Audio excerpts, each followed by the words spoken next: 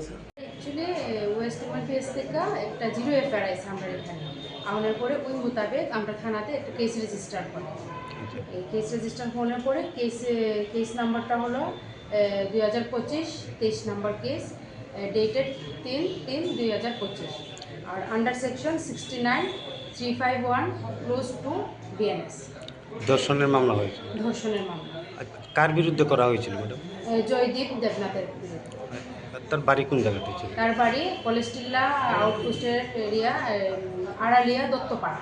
আচ্ছা, মানে কবে গ্রেপ্তার করা হয়েছে? আমরা গতকাল রাত্রে একটা বিশেষ অভিযান চালিয়ে গতকাল রাত্রিবেলা আমরা কলেস্টিল্লা আউটপোস্টের সহযোগিতায় আমরা তাকে অ্যারেস্ট করি তার নিজ বাড়ি থেকে।